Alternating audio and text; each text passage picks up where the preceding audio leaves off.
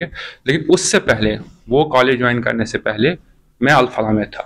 तो लगभग तब से 3.5-4 साल मान लो हो जाते हैं, 3-4 साल। तो 3-4 साल पहले मैं अल-फलाह में काम करता था एज असिस्टेंट प्रोफेसर। दूसरे डिपार्टमेंट में काम कर रहे थे, जैसे इमरजेंसी में था, वो फिजिशियन था, आई एम सर्जन। तो कुछ महीने थे वहां पे। अब ये तो हर वक्त जानते होंगे, आपको भी पता होगा, एक हॉस्पिटल में जब जो बहुत सारे डॉक्टर्स हैं, चाहे वो डिपार्टमेंट अलग भी हो, एक इंटरेक्शन बनता है पेशेंट्स की वजह से। कि एक पेशेंट उनके पास होता है इमरजेंसी में, तो वो कॉल करेंगे कि ये सर्जिकल पेशेंट है, आके देख लो, ठीक है। या दूसरी तरफ से फिजिशियन की जरूरत पड़ती है, वो कॉल करेंगे मुझे कि आके देख लो। इस तरह नेचुरली सब डॉक्टर्स का आपस में इंटरेक्शन कंटिन्यू रहता है, इसमें कोई डाउट ही नहीं है। तो वो इंटरेक्शन उनके साथ था इतना, मतलब that was a professional interaction, तो वो तो होना ही था। तो लेकिन क्या है कि चूंकि इतना बड़ा इंसिडेंट हुआ, इतना बड़ा सान्या हुआ, पूरे देश के लिए हिला देने वाला सान्या है, तो इस वजह से ये जरूरी है कि हर एक से क्वेश्चनिंग की जाए जो भी इसके रिलेटेड है। इवन इफ मैंने 3-4 साल पहले छोड़ दिया, तब भी उनके लिए जरूरी है कि इन्वेस्टिगेट तो होना चाहिए, क्वेश्चनिंग होनी चाहिए रिगार्डिंग दैट। और दैट इज वाई कि उन्होंने इस वजह से मुझे वहां पे क्वेश्चनिंग के लिए बुलाया। और क्वेश्चनिंग जो भी हुआ, वहां मुझे बहुत ज्यादा रेस्पेक्ट के साथ उन्होंने रखा। अब जहां वो खुद बैठे थे, उससे ज्यादा फैसिलिटीज और बाकी प्रोवाइड की। और हर चीज में जो भी मैं बोलता था वो प्रोवाइड होता था।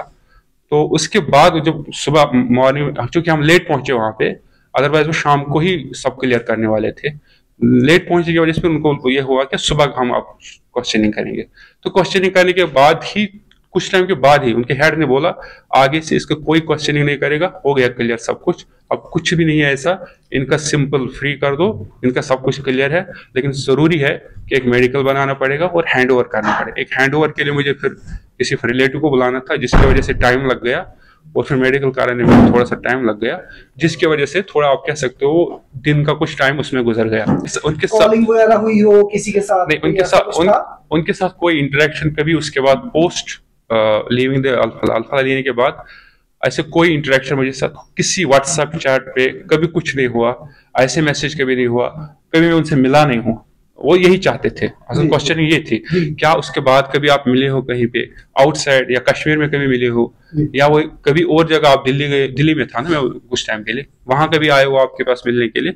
और ऐसा बिल्कुल भी कोई कांटेक्ट नहीं कि मैं इनके साथ कभी मिला हूँ, या कभी हमारे कोई आउटसाइड कोई मुलाकात हुई, या कोई और मैसेजेस के जरिए आपस में कोई कांटेक्ट हुआ। अगर सपोज मैं मानता हूं कि अगर कोई ऐसा बंदा भी हो जो छोड़ भी दिया, तब भी तो हो सकता है वो कभी फोन करे कि यार ऐसा क्या चल रहा है यूनिवर्सिटी में, कैसे है, भी सब कुछ एज डॉक्टर तो फोन कर ही सकता है ना।